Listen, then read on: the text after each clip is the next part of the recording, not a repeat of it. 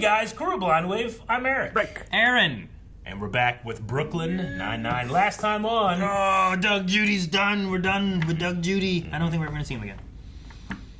Until Jake has to flee the country and go to Amsterdam as well. In the final episode. Yeah, they all do. Everyone does? Well, we will continue to focus on the journey, not the destination, but the destination's coming up with the end of the show. But the journey's been so good. Well, we got one last leg, however much we have left. Attention everyone, a bomb was just found on a bus in downtown Brooklyn. A bomb? Damn, bomb on a bus. It's a speed? I guess Oh my gosh. That sentence is nonsensical. One can work with speed, but one certainly cannot work a speed. Speed is a movie. I won't let you ruin this. Really never seen Speed, sir? Keanu Reeves, Sandy Bullock, Jeff Daniels at the height of his sexual powers? Can we please just focus? The bomb could go off at any moment. Actually, it can't. It's already been defused. Oh, well, there's still a bomber on the loose. You can't ruin this. All right, tell me about the bus. Was it headed to the courthouse? It wasn't an MTA bus. It was that. A Marvelous Mrs. Maisel tour bus. No, you're not ruining this. Has anyone heard from the bomber? Has he made any demands? Oh, Special Agent Feingold, FBI. It's our case. Who's this? Not part of it. Oh, man. You ruined it. Oh no. Fine gold. Or something. Please, just let us help you. This is an all-hands-on-deck situation. I could be a good resource. Here, watch this. Sup, Officer Marzipan. Oh, hey. You're gonna want that kind of shorthand with Marzipan if you want to catch this. Oh, hey. I don't know. I've just got a gut feeling there's more to this. A gut feeling. You know what your gut tells you to do most of the time? Take a dump. And you just tell it all over yourself. Wow. Damn. Okay, well, I don't have a comeback for that, so I'm just gonna go. Agent Feingold. Cagney and Lacey's annual school candy drive. money. I took the liberty of duplicating your order from last You year. giving up candy? Eggs, and I'll get it placed for you. Oh, Is that all just from his How order? many I'm pages gonna there buy are? anything from you this year. What? But we've been in business together since pre-K. I know, but there's someone else. Someone else. It's not you, it's me.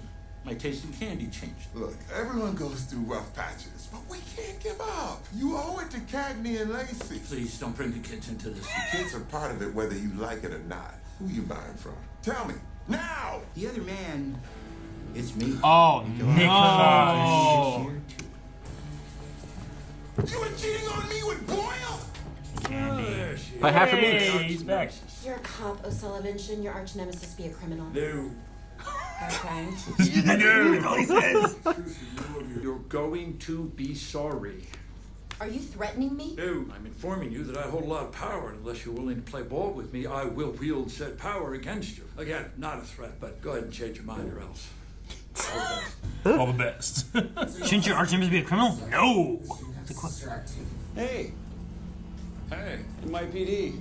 Might have asked you a couple questions? Yep. Wait, no, stop!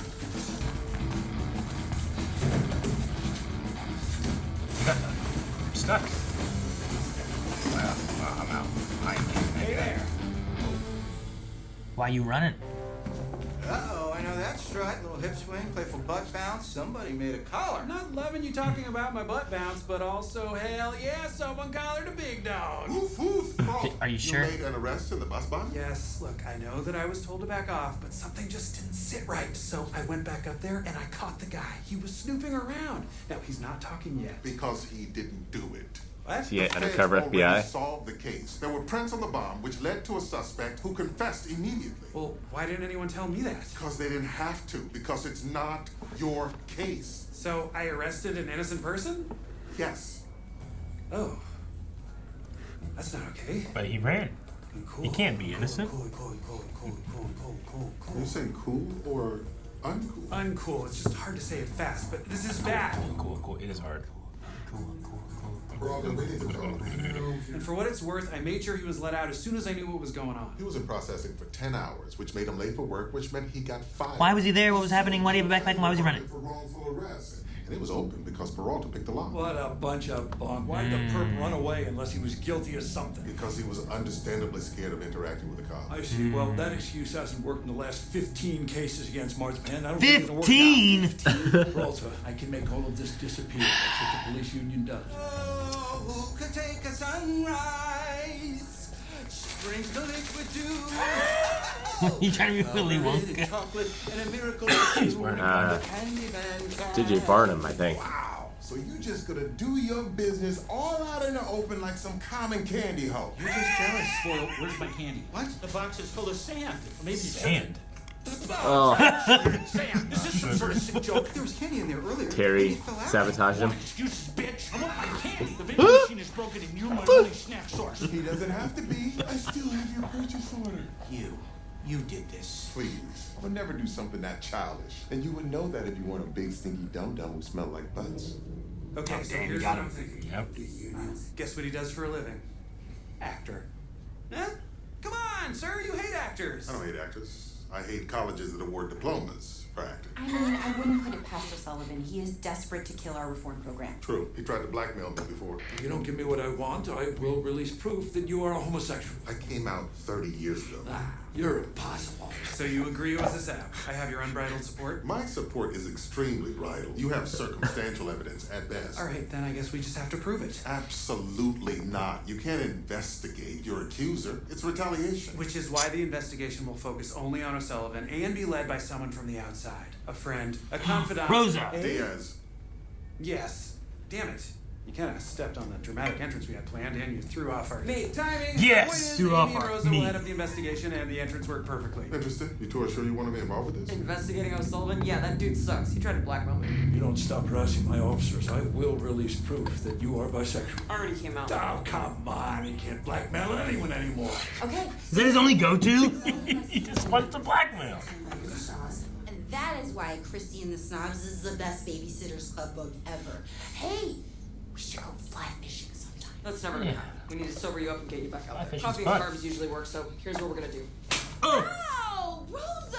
What about the carbs? That was a misdirection. Carbs never work. Slapping's the only way. Oh, I think it worked. And I just want to say, what makes Christy and the Snobs so good is the Snobs. Their names are Tiffany and Shannon, and they laugh at Louis Again? even though he's going blind, which is so sad. Okay, I'm calling Holt. This is a failure. No, wait. I have an idea. Oh, I bet it's great. Okay, you know how guys like O'Sullivan, they think we all look the same, right? So you dress as Amy, you take my place, and oh my god, is 9-drink Amy a genius? That's never gonna work. You just need to sober up and get back out there. Oh, you're on the floor. What's going on here? Nothing. Nothing. I distinctly remember you saying we were moving on to shots, and yet you bring us more beers? You gotta do a better job than that, Cindy. Right. I guess we'll just have to shoot these then. Yeah. I love her pretending to be Amy. Oh, Scully. Did you see that butt bump? You are my candy. Got a bump up. What's in this one? Boring. No costume change much? What the heck? This isn't my order. What, did they give you sour straws instead of sour ropes? I specifically said... It's just apples. Son of a bitch. Son of a bitch. I didn't You do it. sick Who son else? of a I never knew that. This is just what happens when you order candy from a candy child and not a candy man. I'll show you a candy man. Hey, what the hell? Oh, you picked the wrong guy to get in an apple fight with. We really do this? Because I was MVP of my fast-pitch softball summer camp. Wow, I'm so In the balls? Okay. There you are. I found proof that this was a setup. Look, the victim lied about his address. Zip. What's that? That's the sound of your bridle unzipping. Unbridled support from earlier? You don't know what a bridal is, do you? I do not. We're getting sidetracked. Once I realized he was lying, I looked at his social media. He starts rehearsals for a rock musical in Florida on Monday. That tracks. Theater like that belongs to this one. Well, yeah, obviously, I can't disagree, but the point is we're running out of time. I should tail him and figure out what he's When I blackmail somebody, you'll know it. I own my blackmail. And what did you mean when you said I'd be sorry if I didn't drop police reform? I was talking about taking your snacks. The candy, he's been doing it? Who do you think broke the vending machine that got Detective Flat stole Detective Little Guy's candy shipment and swapped out Sergeant Muscle Guy's candy for seasonal fruit? Your people. Bingo. And it's driving your guys crazy. Now, if your precinct would like to get their candy back, I'd be willing to negotiate.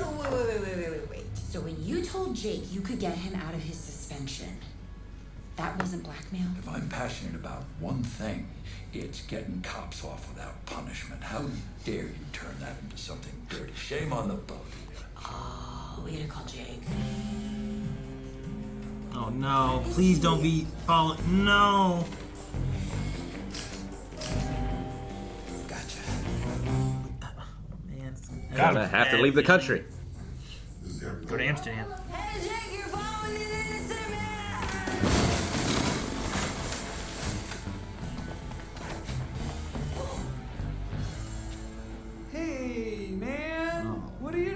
here. You guys are selling candy? There's nothing good here. Could one of you ship to Brazil?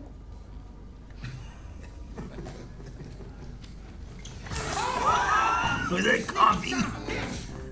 We're adding the intimidation to the charges against you. I know. You're both mad. Peralta arrested and harassed an innocent man. Come on now, these are cops. They gotta make split-second decisions in life or death situations, and they can't be expected to get that 100% correct every single time. This was not a life or death situation. Sure, but next time it might be, and how can this one be expected to do his job when he knows that any teeny tiny lapse in judgment could end with you branding him a dirty cop and ruining his life?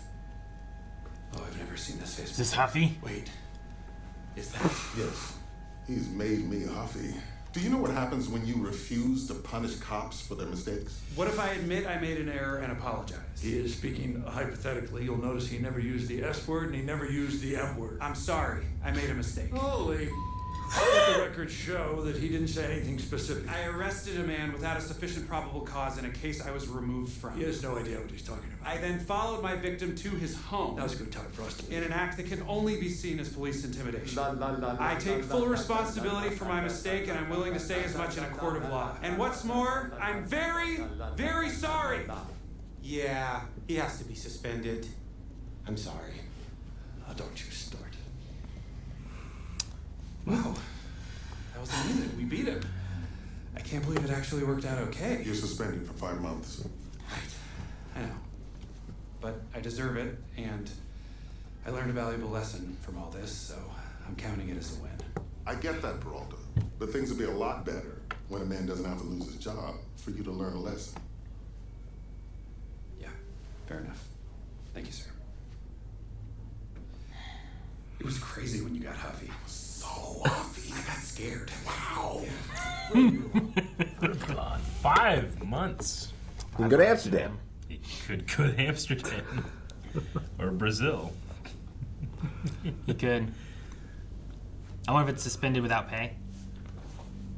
Because they do suspend with pay and without pay, both, right? Yes. Because like I've heard sometimes where it's like, man, this cop did this. And all right, well, we suspended him. It's like, well, it's just like a long vacation then for him. I think you can be suspended with partial pay. Like, I think there's a lot of wiggle room. Sure. Things, but suspension with pay is usually when like there's a good case against you, but suspended with pay nothing is has been like confirmed or anything. So an ongoing investigation, yeah, or something. But he straight up confessed, so it might be without pay.